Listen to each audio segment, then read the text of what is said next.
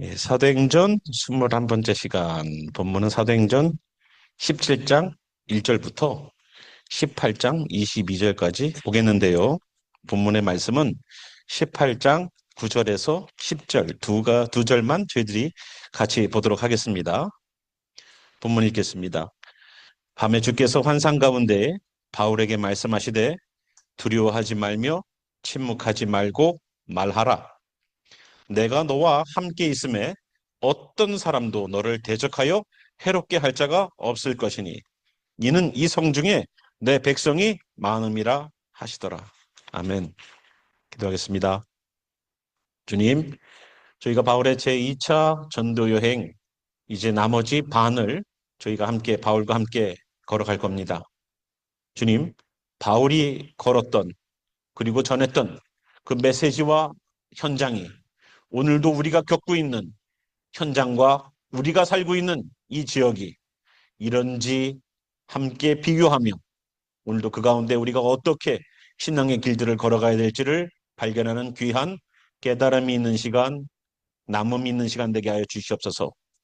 오늘도 우리들이 주님 앞에서 온전하게 세워지고 오늘도 우리들이 전하는 메시지를 통하여 영혼들이 구원받는 귀한 놀라운 일들이 있기를 소망하며 살아계신 우리 구주 예수와 이름으로 기도하였습니다. 아멘. 네, 저희가 지난번에 바울의 제2차 전도 여행의 반을 봤습니다. 그죠? 안디옥부터 시작해서 더베, 루스드라, 그리고 드로아까지 왔다가 이 아시아라고 말하고 있는 소아시아 지역을 통하여서 복음을 증거하려다가 마게도니아인의 환상을 보고 저게 마게도니아로 넘어가게 됩니다. 그래서 빌립보에 가서 복음을 전하다가 옥에 갇히는 일, 바울과 실라가 옥에 갇혔던 일들을 지난 시간에 우리가 봤어요. 그래서 오늘은 빌립보를 지나서 저기 조금 더 오면 데살로니가라고 말하고 있는 데살로니가로 와서 복음을 증거하는 일들을 17장부터 사도행전은 소개하고 있습니다. 이 데살로니가에서는요, 회당에서 말씀을 전했는데 새 안식일 약 3주 동안을 복음을 전하게 됩니다. 그리고 2절 보면 새 안식일에 성경을 가지고 강론하며 뜻을 풀었다는 거예요. 그러니까 이 데살로니가는 특별하게도 성경을 갖고 있었던 지역이에요. 그래서 이 성경을 근거로 해서 말씀을 가르쳤다는 겁니다. 말씀을 가르치는 근거가 어디여야 된다고요? 말씀이어야 된다는 겁니다. 우리는 보통 전도를 한다거나 우리는 보통 무언가 신앙적인 어떠한 내 의견을 사람들에게 말을 할 때에 성경하고 조금 벗어나 있는 내 추측과 내 생각을 버무려서 내놓는 경우들도 많이 있어요. 그런데 성경을 근거로 하고 있다는 것을 우리가 좀 보길 바랍니다. 성경을 가지고 그 뜻을 풀어주는 것, 이것을 강론이라고 말하고 저희 교회에서는 강해라고 말을 합니다. 그래서 저희 교회의 설교의 패턴은 강해 설교, 성경에 있는 말씀들을 풀어서 이것이 무슨 뜻입니다라고 말씀드리는 바울이 지금 여기 데살로니가에서 했던 방식을 저희 교회는 보통의 설교를 그렇게 준비하고 가고 있습니다. 그래서 이 저희 교회의 설교의 특징은 설교 본문 말씀을 통해서 깨달은 것을 나누는 것이 아니라 성경에 있는 말씀들을 그대로 나누는 경우들이 대부분이에요. 그렇지만 성도님들이 미처 보지 못하고 있는 부분들을 함께 나누는 일들을 저희들이 합니다. 그래서 여기 있는 3절을 보니까요. 그리스도가 해를 받고 죽은 자 가운데서 다시 살아나야 할 것을 증언하고 이르되 내가 너희에게 전하는 이 예수가 곧 그리스도라라고 전했다는 거예요. 예수님에 대한 설명을 열심히 했습니다. 예수님에 대한 설명을 열심히 했어요. 그런데 그분이 누구라는 얘기를 해주고 있다고요? 그리스도라는 거예요. 우리는 예수님을 예수님이라고만 믿고 있지 예수님을 그리스도라고 믿는 것까지 여러분 나가셔야 된다는 것을 여러분 아셔야 돼요. 그리스도가 뭐냐면 구약에 있는 히브리 말로는 메시아입니다. 그 왜 예수님이 메시아가 되고 예수님이 왜 그리스도냐? 예수님 믿으면 됐지 무슨 그리스도를 또 따로 믿으라고 그러느냐? 많은 사람들이 예수님을 믿는데 그리스도이심을 안 믿었었어요. 그것은 예수님 당시에도 마찬가지였었어요. 예수님 하나님의 아들이십니다라는 얘기까지 사람들은 했고요. 아, 저자는 정말로 선지자 중에서 진짜 하나님 보내신 선지자다라고 말을 하는데, 그가 그리스도라는 것을 믿지 않는 것은 하나님께서 미리 예정하시고 구약부터 말씀하신 내가 너희들에게 구원자를 보낼 텐데 그 메시아, 그 스페셜한 기름 부은 종이 바로 히헬라어 말로 그리스어로 그리스도라는 겁니다. 구약의 히브리 말로는 메시아, 그리고 메사야라고 말하지만 이쪽 신약으로 와서는 그것이 그리스도예요. 그러니까 예수님이 그리스도이신가? 예수님이 정말로 구약부터 보내시기로 했던 바로 그분인가라는 질문을 했을 때에 거기에도 예스를 해야지만 예수님을 온전하게 믿는 거예요. 예수님이 그리스도이십니까? 이 말은 굉장히 중요한 거예요. 하나님이 보내시기로 작정하신 그분을 믿는다는 것은 굉장히 중요한 거예요. 그래서 예수님은 그냥 예수님이 아니라 그리스도 예수라고도 불려지게 됩니다. 그걸 전했다는 거예요. 자, 내가 지금 구원자에 대한 설명을 해줄게. 바로 예수님이라는 분이 계셔. 그런데 그분은 곧 메시아야. 그분은 곧 그리스도야. 라는 얘기까지 덧붙여주는 거예요. 이게 굉장히 중요하니까. 그냥 예수라고 생각하면 예수는 누구네 집 아이가 굉장히 거룩한 아이로서 이 아이는 하나님께서 선택하셔서 그런 아이인가 봐. 워낙 삶이 그렇게 거룩하니까 하나님이 선택하셔서 하나님의 일들을 하신 원어브 사람인가 봐 라고 생각을 했단 말이에요. 어떤 사람들은. 근데 그게 아니라는 거예요.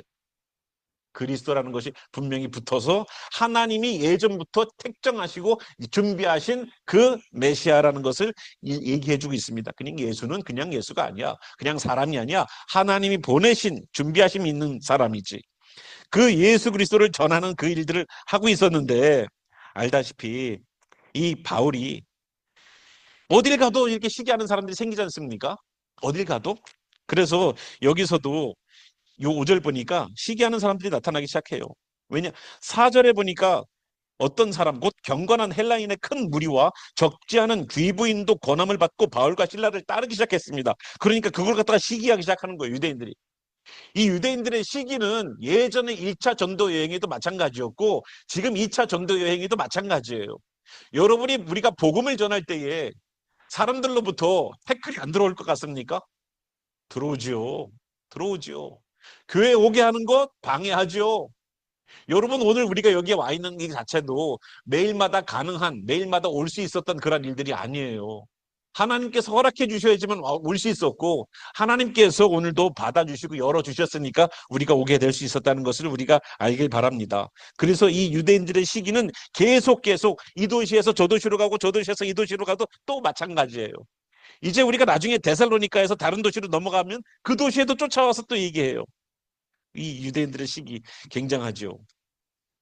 그런데 그 사람들이요, 이제 어떤 불량한 사람들을 데리고 때를 지어서 성읍을 소동하게 하여 야손의 집, 제이슨입니다. 야손, 우리 책으로는 야손이라고 되어 있는데 이거는 제이라는 그 스펠링을 그 약간 그쪽으로다가 이제 하니까 야손이 돼버렸어요. 제이슨인데 제이슨 집에 침입하여 그들을 백성에게서 끌어내려 했다는 겁니다. 그런데 발견하지 못했어요. 근데 왜냐하면 이 바울은 이 야손이라는 사람과 함께 같이 사역하고 그 사람들 집에서 이 데살로니가에 있는 복음을 전하는 전초 기지로 사용했다는 겁니다. 그리고 복음은 회당에 가서 전했고요. 그래서 이 야손이 그렇게 어려움을 겪어요. 근데 결국은 보석금을 내고 풀어주는 일들을 했습니다. 그때에 바울은 도망을 갔어요. 어디로 갔어요? 피신했죠. 바로 베레아라는 곳으로 갔습니다. 두 번째 그 바로 옆에 그렇게 멀지 않은 곳에 데살로니카에서 그렇게 멀지 않은 곳에 베레아라는 곳으로 갔어요. 여러분 한국에는 그 베레아라는 이단이 있습니다. 아시죠? 한국에는 그 베레아라는 이단이 있어요. 거기 성낙 침례교회라고 합니다. 그거 저희 침례교단 아닙니다. 침례만 붙였다고 해서 무조건 침례교단 아니에요. 예, 성낙교회가 있는데 성낙교회라는 거기에 김기동이라는 이단이 있습니다. 그래서 귀신론, 천사론, 이 창세기나 이런 말씀들을 가지고 성경에는 벗어나 있는 그러한 말씀들을 전하는 무리들이 있습니다. 그 사람들이 베레아라는 이 도시의 이름을 따서 그들의 공동체를 이렇게 성경 공부 팀들을 만들었습니다. 근데 그래서 베레아를 좀 보십시다. 그러면 자 10절 밤에 형제들이 곧 바울과 실라를 베레아로 보내니 그들이 이르러 유대인의 회당에 들어갔습니다. 거기서 전해요. 베레아에 있는 사람들은 데살로니가에 있는 사람들보다 더 너그럽다는 겁니다. 이 너그럽다는 표현이 성경적이지 않아요. 너그럽다는 표현이 아니라 공평하다라는 뜻이 정답입니다. 그러니까 하나님의 말씀을 받을 때에 자기의 편견과 자기의 생각들을 가지고 유대인들로서 바울의 얘기하는 내용들, 메시아가 예수가 아니다, 예수는 메시아가 아니다라는 것을 얘기하는 공평성에서 벗어난 성경에 근거하지 않은 이야기들을 해놓는 유대인들과는 다르게, 데살로니카에 있는 사람들하고는 다르게 여기 있는 베레아 사람들은 하나님의 말씀에 대하여서 공평하게 놓고 보더라는 거예요.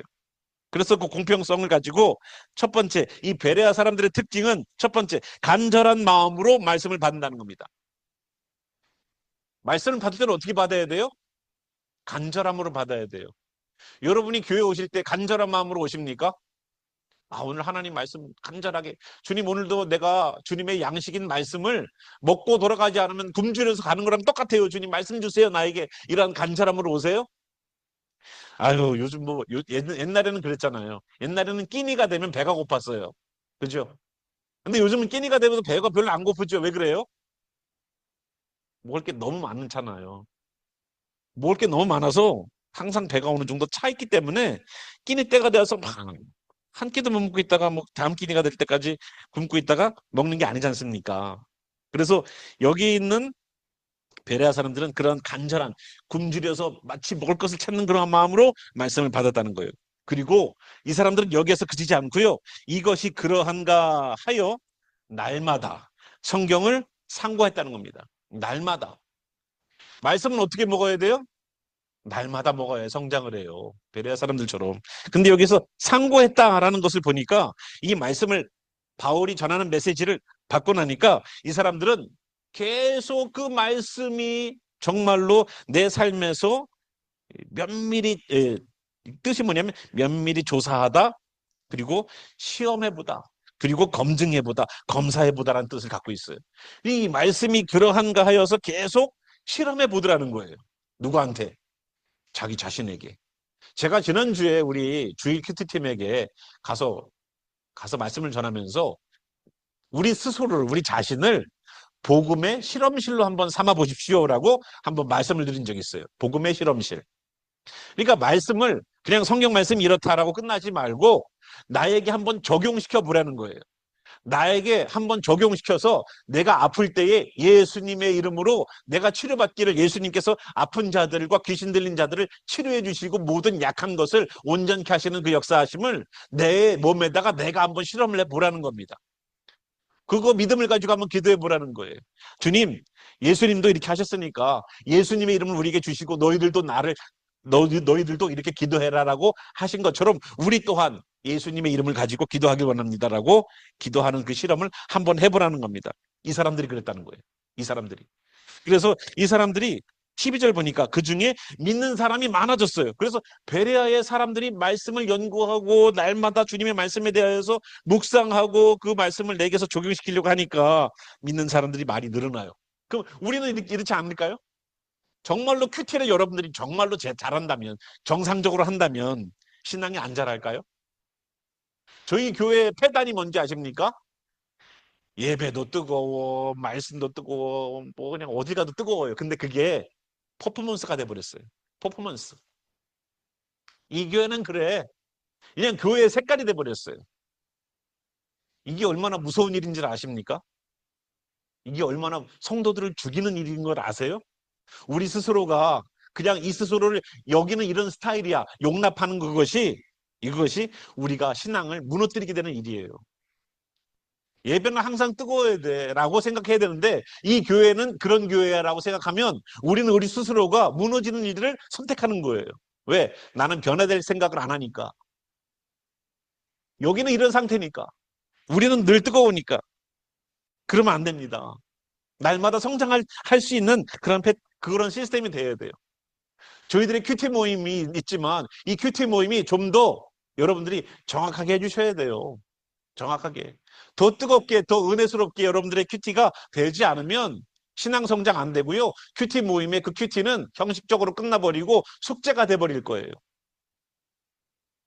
저희 교회 이렇게 가면 돼요, 안 돼요? 안 돼요. 안 돼. 아이들이 학교에서 숙제를 내주는데 숙제는 해가요. 근데 실력은 안 늘어요. 왜 그럴까요? 공부를 안 하니까. 공부로 생각하지 않고 호목이라고 생각하니까 문제가 되는 거예요. 그걸 내가 모르는 걸 배워가는 시간으로 만들면 좋은데. 그래서 그렇게 날마다 성경을 상고하고 나갔더니 믿는 사람이 많아지고 또 헬라의 귀부인과 남자가 적지 않게 믿고 돌아오는 일들이 발생하기 시작하더라는 겁니다. 그런데 13절 보니까 데살로니가에 있는 유대인들은 바울이 하나님의 말씀을 베레아에서도 전한 줄을 알고 거기도 가서 무리를 움직여 소동하게 했다는 겁니다. 이 사람들은 계속 바울을 쫓아다니면서 해요. 마치 꼬리표처럼 계속 쫓아다녀요. 바울이 옛날에 그랬던 것처럼. 바울이 옛날에 그랬던 것처럼. 어떻게 보면 바울은 자기가 옛날에 했던 모습을 저 사람들의 모습을 통해서 느꼈을지도 몰라요. 내가 옛날에 저랬지. 옛날에는 이스라엘에서 굉장히 멀리 있는 다메섹이라는 그 곳에까지도 내가 가서 사람들을 잡아서 오려고 내가 가다가 예수님을 만났지. 예루살렘과 다메섹은 굉장히 먼 거리고 다른 나라의 수도였습니다. 시리아의 수도가 다메섹이에요. 다마스쿠스. 거기까지 간다는 거예요. 예수 믿는 사람들 잡기 위해서. 그러한 자기의 열심과 열정이 있던 모습들을 자기가 지금 이렇게 당하면서 느끼지 않았을까요? 이거 우리가 뿌리만큼 거둔다고 조심해야 될 것 같아요. 어쨌거나 유대인들이 계속 여기까지 쫓아왔어요. 형제들이 곧 바울을 내보내어 바다까지 가게 하되 실라와 디모데는 아직 거기 머물더라. 바울을 인도하는 사람들이 그를 데리고 아덴까지 이르러 그에게서 실라와 디모데를 자기에게로 속히 오라는 명령을 받고 떠나니라. 자, 그래서 저기서 아덴으로 가는 거예요. 근데 16절 보니까 어떤 일이 벌어집니까? 아덴에서 그들을 기다렸어요. 바울이. 그 성에 뭐가 가득해요? 우상이 가득해요. 마음이 격분됐어요. 회당이 있었어요. 그래서 유대인과 경건한 사람들과 또 장터에서는 날마다 만나는 사람들과 변론했습니다. 그런데 여기에서 등장하는 두 부류가 나타나기 시작했어요. 그게 뭐냐면 18절 보는 에피쿠로스 학파와 스토아 철학자들이에요. 이 두 가지 철학자들, 여러분 아덴이면 그리스입니다. 그리스 하면 뭐가 유명해요? 그릭 요거트가 유명하죠. 예, 그리스는 철학이 유명합니다. 여러분 아시는 유명한 철학자 누가 있어요? 예, 소크라테스가 뭐라고 그랬어요? 어, 너 자신을 알라 그랬죠. 악법도 법이다. 뭐 이런 말을 했어요. 또 뭐 아리스토텔레스나 뭐 여러 플라톤 같은 여러 사람들이 다 그리스의 출신입니다. 그런데 여기에는 두 학파가 있어요. 에피쿠로스 학파와 스토아 학파가 있습니다. 이 에피쿠로스는 행복을 추구해요. 신 인정했어요. 근데 신의 말씀을 따르지 않아요. 뭐가 더 중심이냐? 내 행복이 중심이에요. 그래서 굉장히 내 행복을 위해서면 내가 느끼고 내가 누릴 수 있는 모든 것들을 다 선택을 해요. 그러니까 쾌락주의로 빠져버렸어요. 쾌락주의로. 내 인생의 목적은 가장 큰 행복은 그 목적은요. 나의 행복이라고요. 나의 행복. 내가 행복해야지 교회도 다니고 내가 행복해야지 신앙생활도 하고 내가 행복해야 돼요. 모든 것들이 다. 기도도 왜 해요? 내 행복을 위해서. 에피쿠로스 학파. 또 하나의 학파가 있어요. 스토아 학파예요. 스토아는 도덕성이 굉장히 강조해요. 이 사람들은 이성주의자예요. 그리고 이 스토아 학파는 에피쿠로스 학파와 반대로 금욕주의예요.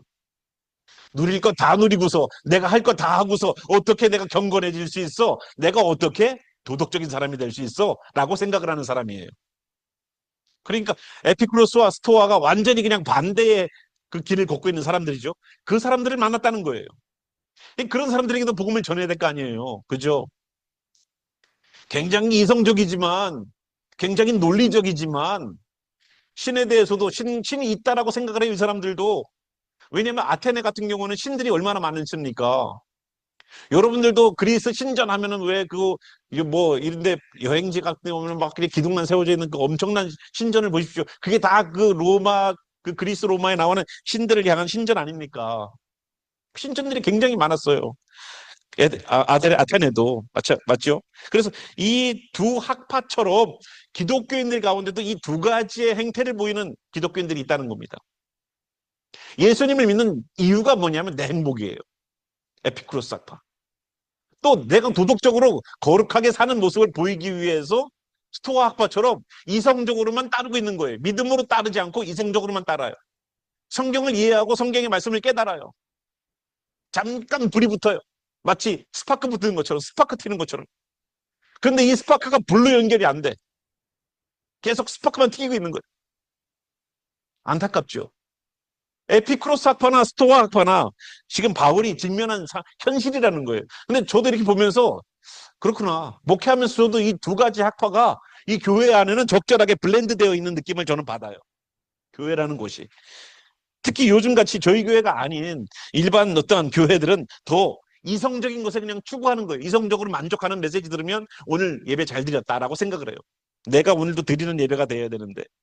자, 그렇게 그런 사람들과 변론하기 시작했습니다. 그런데 사람들과 얘기해요. 쟁론했어요. 18절 보니까 어떤 에피크로스와 스토아 철학자들도 바울과 쟁론할세 어떤 사람은 이르되 이 말쟁이가 무슨 말을 하는가? 무슨 말을 하고자 하느냐? 이 사람을 말쟁이로 봤어요. 말쟁이 말 잘하는 사람으로 봤단 말이에요. 메시지에는 초점 맞추지 않고 말을 잘한다고 본단 말입니다. 어떤 사람은 이르되 이방신들을 전하는 사람인가 보다 하고 얘기했다는 거예요. 이는 바울이 예수와 부활을 전하기 때문이라는 거예요. 그러니까 다른 어떤 자기네들은 섬기는 신들이 참 많아요. 근데 그 신 중에 하나가 되는 신 또 하나를 소개시켜 주는 거나라고 생각했다는 겁니다. 예. 우리는 안 그런데, 그죠? 19절 그를 붙들어 아레오바고가 뭐냐면요. 큰 바위예요. 근데 스톤마운틴처럼 크진 않지만 굉장히 큰 바위 언덕이에요. 거기에서 원로원들이 모이고 거기에서 재판을 하고 그랬대요. 근데 아레오바고로 갔어요. 왜냐하면 바울을 데려간 겁니다. 왜? 거기에서 많은 사람들하고 얘기를 하라고. 그래서 토론의 장을 마련해 준 거예요.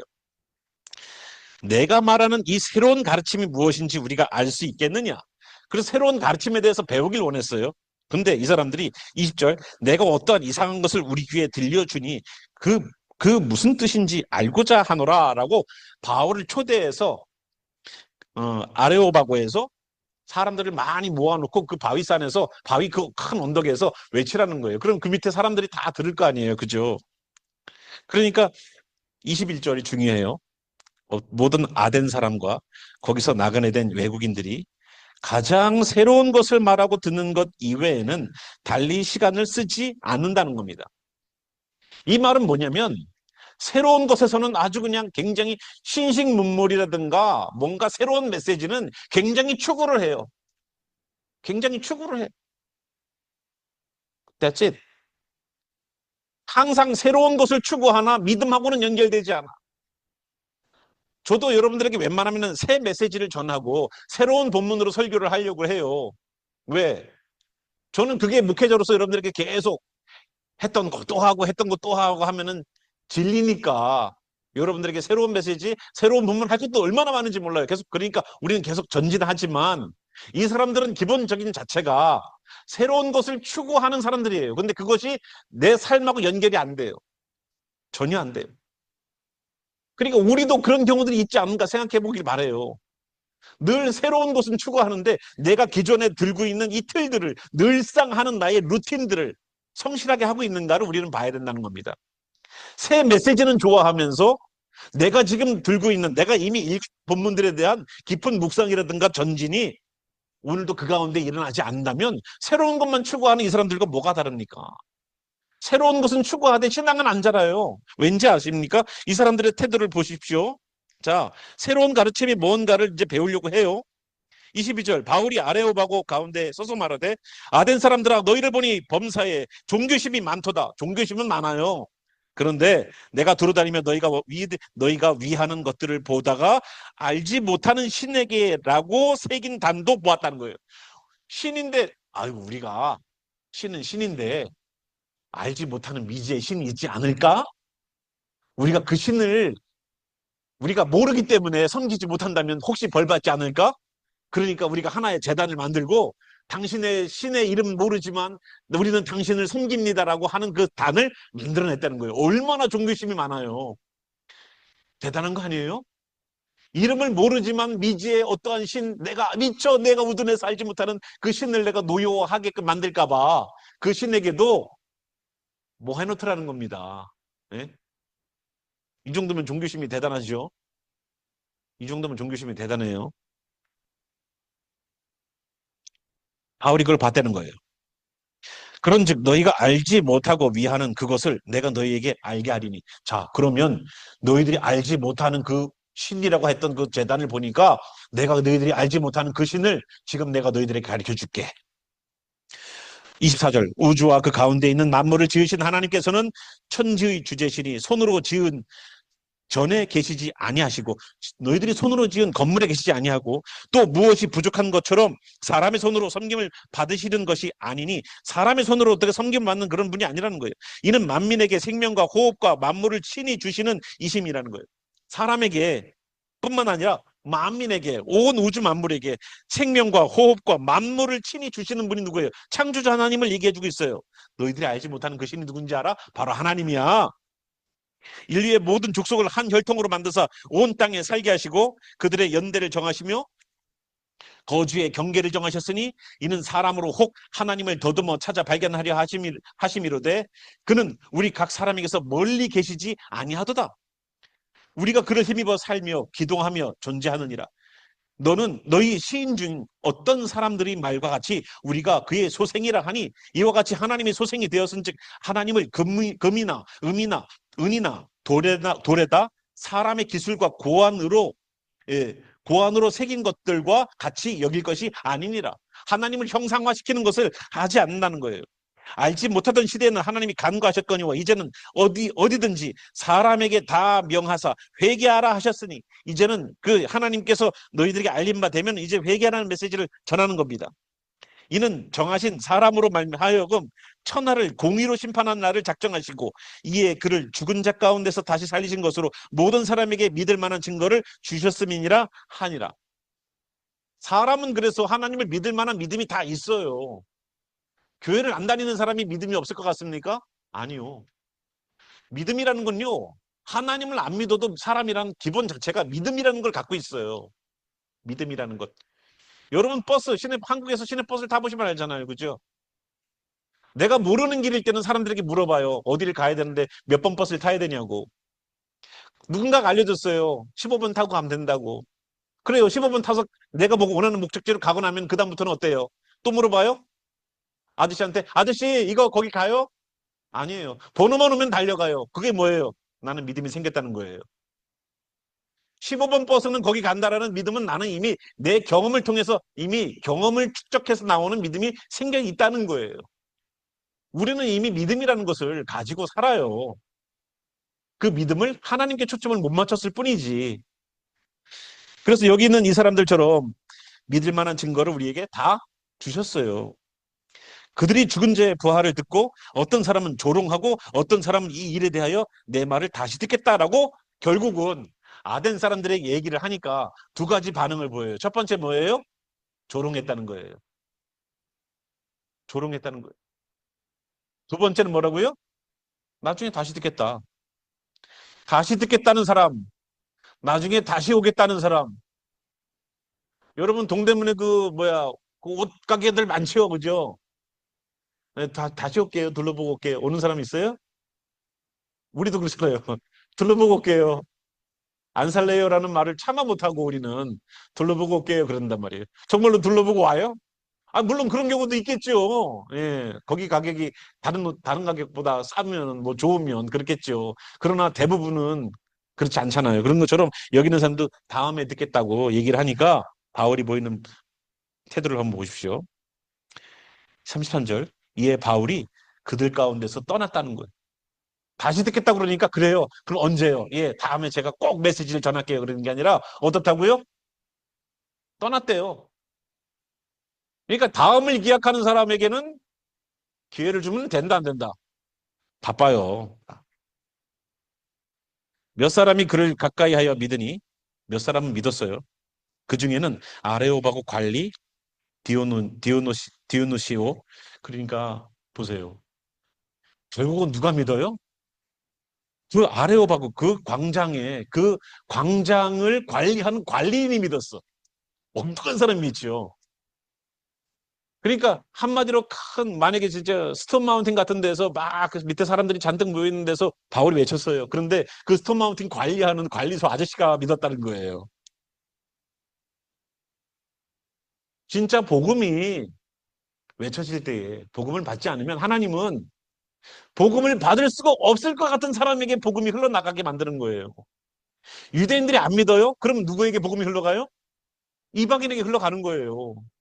만약에 우리 교회 메시지를 듣지 않으면 하나님은 어디로 복음을 흘러내리실까요? 다른 데로 또 흘러가게 하실 거예요. 하나님은요, 손해보는 분이 아니에요. 우리가 이 메시지를 안 들으면 누군가가 그 메시지 듣고 반응을 보인다고요. 누군가가 그 메시지에 은혜를 받고 있다고요. 하나님의 복음은 글로 흘러가게 돼 있어요. 항상 물은 높은 곳에서 낮은 곳으로 흐르듯 복음은 은혜가 머물 자리로 계속 흘러간다는 것을 우리가 알길 바랍니다. 그래서 바울은 떠났어요. 몇몇 사람들이 믿었습니다. 18장으로 넘어올게요. 이제는 아덴을 떠나서 고린도로 왔습니다. 보시죠. 이 고린도라는 지역을 자세히 보십시오. 마게도니아 저 페닌슐라의 저 반도의 끝에 있는 작은 섬처럼 보이는데 중간에가 살짝 이렇게 연결되어 있는 연결고리 있고 가운데 있는 게 바로 고린도예요. 그러니까 이쪽 소아시아 지역, 아시아 지역과 유럽을 잇는 저 고린도라는 지역은 무역을 하기에는 너무 좋은 중요한 항구 도시라는 겁니다. 그래서 이쪽에 물건 싣고 와서 유럽으로 가는 배로 실은 거예요. 밑으로 뺑 돌아서 가는 유럽이 아니라 고린도에 와서 물건만 하역해 서 고린도 반대쪽, 그러니까 고린도라는 도시의 반대쪽으로 가면 유럽으로 가는 배들이 있어서 거기다가 연결시켜주면 바로 유럽으로 연결되는 거예요. 지금 뭐 운하가 있잖아요. 그죠? 수에즈 운하도 있고 파나마 운하도 있지요. 그런 것처럼 운하는 아니지만 그런 아주 중요한 역할을 했던 도시가 바로 고린도라는 겁니다. 거기에서 누굴 만나냐면 여러분 성경에서 잘 알고 있는 아굴라와 브리스길라 부부를 만나요. 이 사람들은 생업이 천막을 만드는 사람이에요. 그래서 바울도 같이 가서 그것을 생업으로 삼으면서 고린도에서 같이 그러니까 자비량 선교사로 거기다가 자기가 돈을 벌면서 거기서 사역을 했다는 겁니다. 그리고 여기 고린도에서는요 1년 6개월을 사역을 했어요. 저희가 얘기를 나눴지만 얼마 동안 여기에서 바울의 2차 전도 여행은 3년 동안 사역을 했습니다.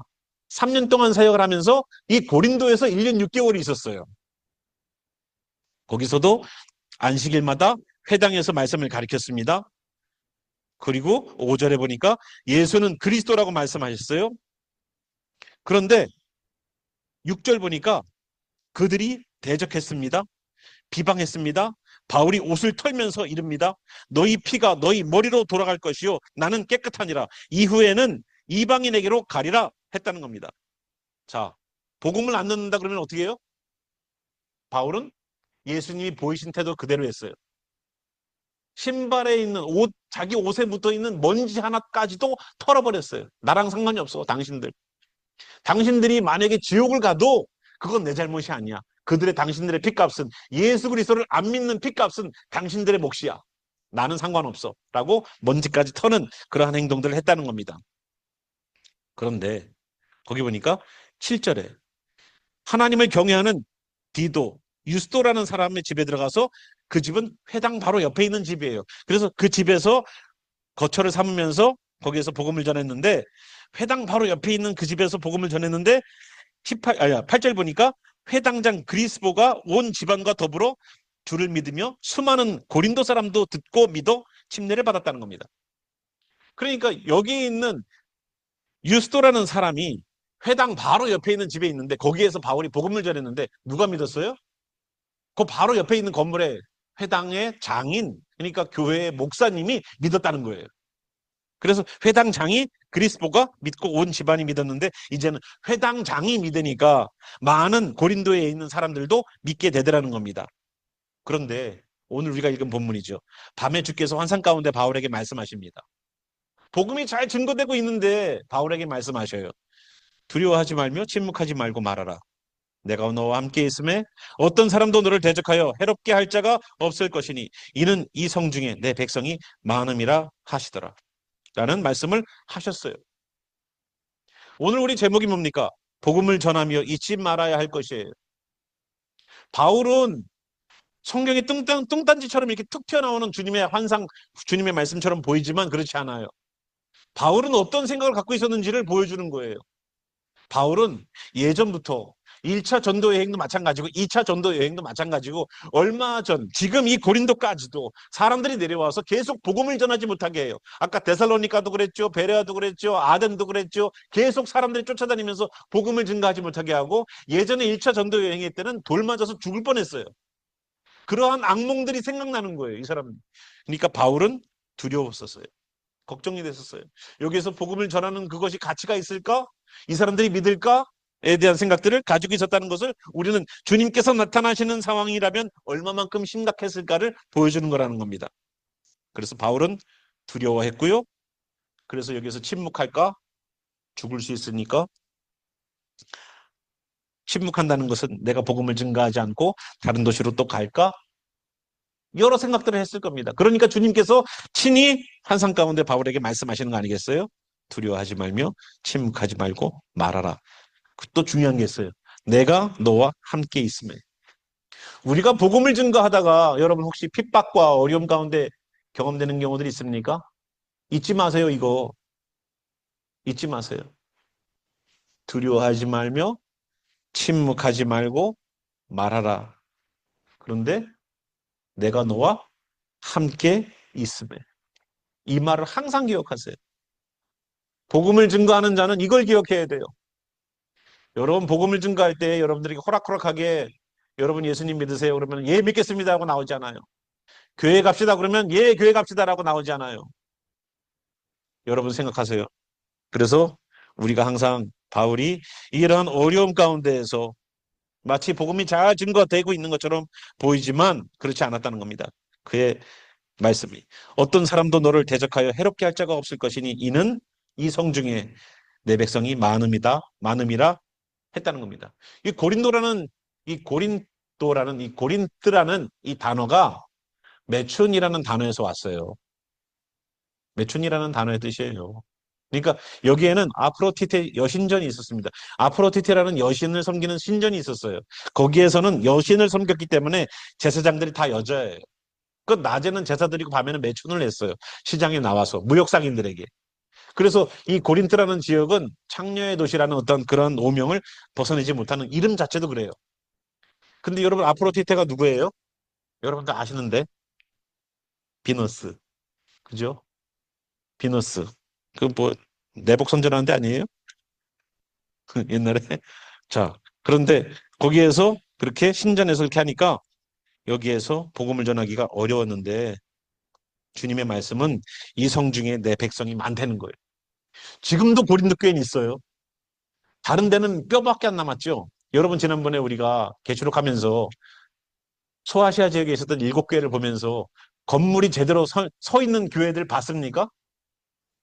뼈대만 있고 파운데이션만 있고 기둥만 있잖아요.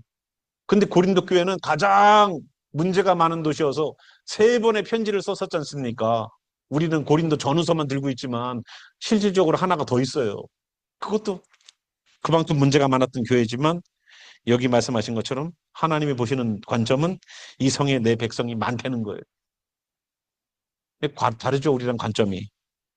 그래서 거기서 복음을 전했지만 결국은 갈리오가 아가야 총독이 되었을 때에는 바울을 대적해서 법정에 데리고 가는 그런 일들까지 발생합니다. 그래서 그 사람들이 이제 결국은 바울은 거기를 떠나게 돼요. 오히려 회당장인 소스테네를 잡아서 법정 앞에서 때리는 그런 일들을 했습니다. 갈리오는 여기에 상관하지 않았다고 성경은 나오고 있어요. 그래서 거기에서 형제들과 작별하고 배를 타고 수리아로 떠나옵니다. 그래서 브리스길라와 아굴라도 데리고 왔어요. 서원한 것이 있어서 겐그레아에서 머리를 깎았답니다. 머리를 깎았다는 얘기는 이가 바울이 나시린으로서 지금까지 머리를 안 깎고 있었다는 얘기예요. 여러분 나시린이 뭡니까? 하나님께 드림받은 사람이라는 그러한 사람들이 아닙니까?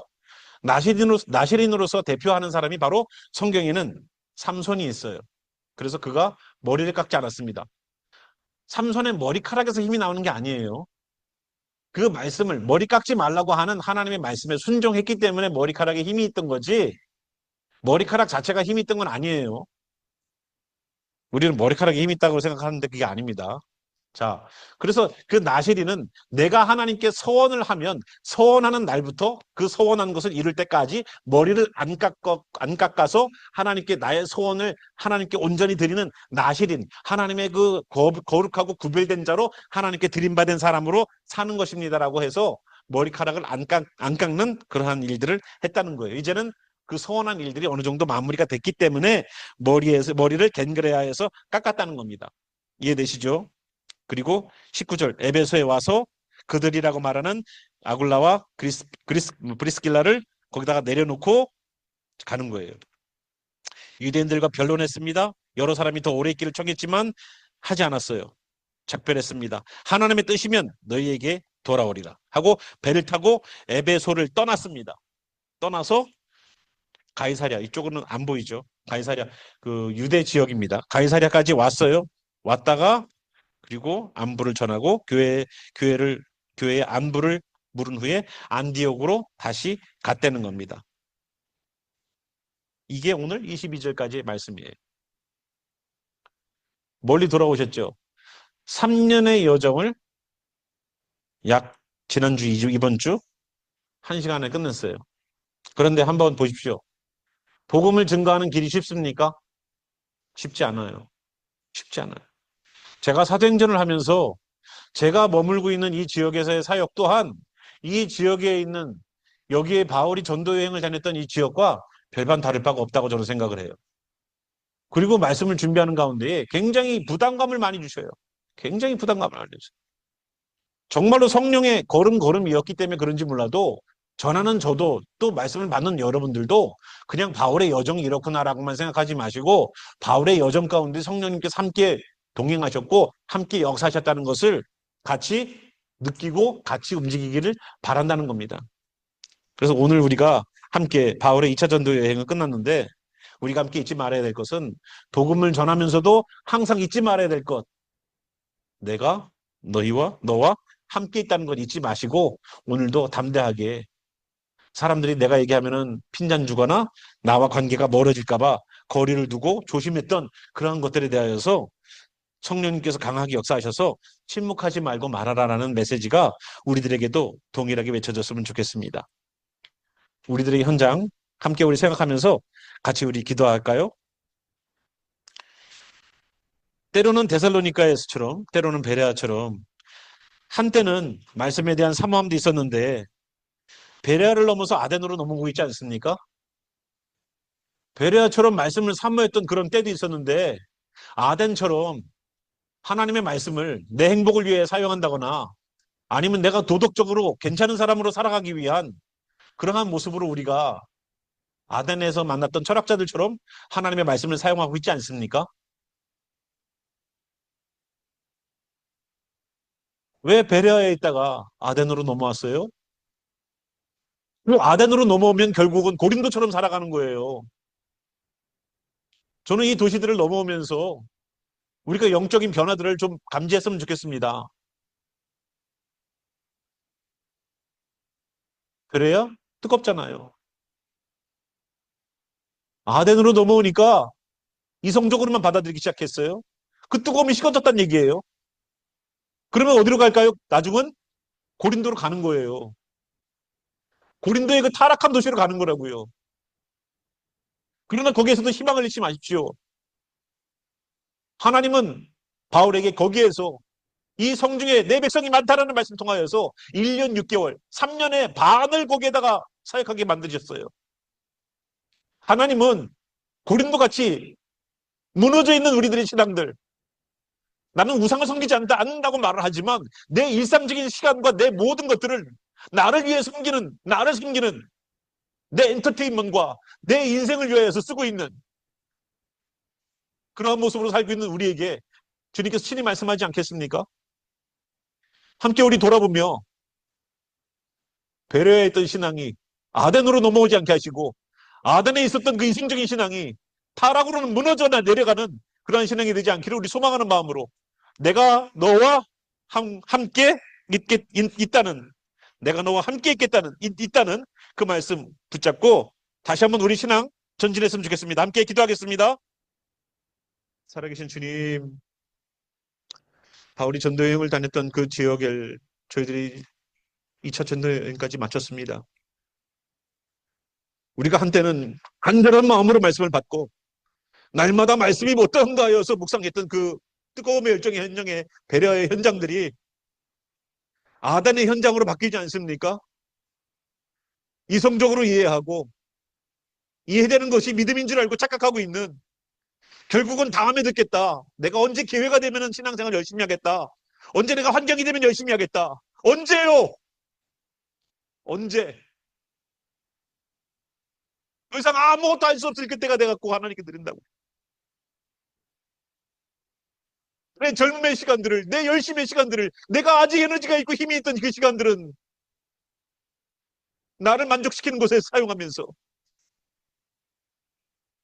나중에 듣겠다고 말하는 이 사람들처럼 나중을 기억하고 미래를 기억하고 언젠가를 기억하고 형편이 되면을 기억하고 기회가 되면을 기억하고요.